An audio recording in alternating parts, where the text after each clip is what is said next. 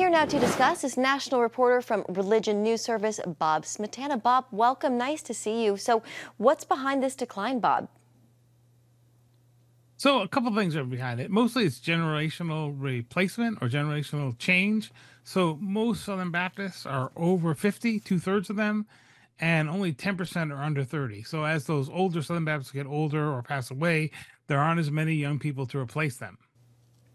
You know, we mentioned the sex And abuse. so the membership goes down. Yeah, go ahead. Yeah, so we mentioned the sex abuse accusations and also, the controversy about women in leadership positions. How much is that playing into a decline? What's your read on that?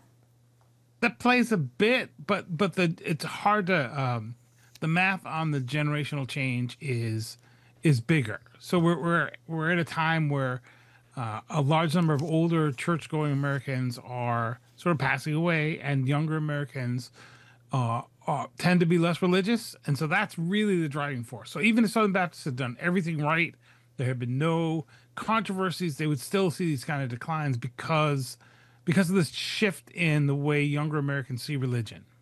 Yeah. What do you think they do from here? How can the denomination learn and grow from this? How do they reach some of those younger Christians? So one of the things that's happened for them is they have had more, they've had more people in the pews. So sort of post-COVID, they hit a low of about 3.6 million. They're up to about 4.3 million people showing up on Sundays. They're still planning a lot of churches.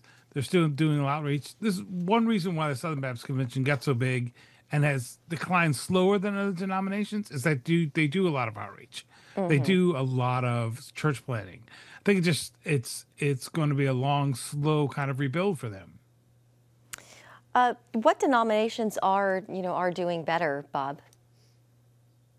So the one that's growing is, well, first, non-denominational churches have become the biggest kind of church out there. So that's another part of it. People go to non-denominational churches.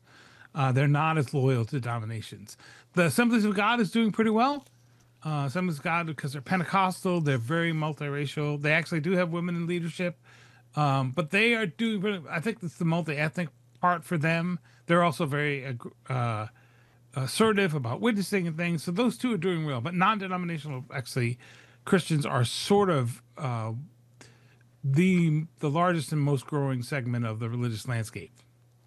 What about, you mentioned some of these more charismatic type of churches. Is that, the signs, the wonders, those kinds of things, is that drawing more people in? Pentecostalism all over the globe. It's the big, everyone's thinking about the Pope right now. The big challenge to the Catholic Church overseas is Pentecostalism. It is the biggest, it's kind of the biggest and the least, what's the right word? Least covered part of the Christian church in America because they don't fit into the kind of voting categories.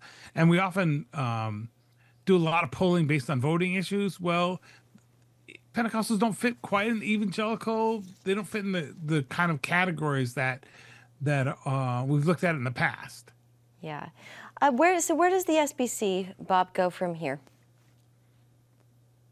Well, they're trying to get out of a long period of about 5 or 6 years of infighting. So they infought over politics, over race, over sexual abuse.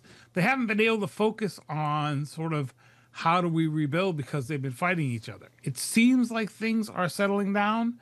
So we'll see this summer. There are concerns that some of the sexual abuse reforms have stalled, and that's a big concern for folks. A couple of the big reforms haven't moved very far. Yeah. So we'll see if they can move out of this part. Okay, Bob Smietana with the Religion News Service. Thank you, Bob.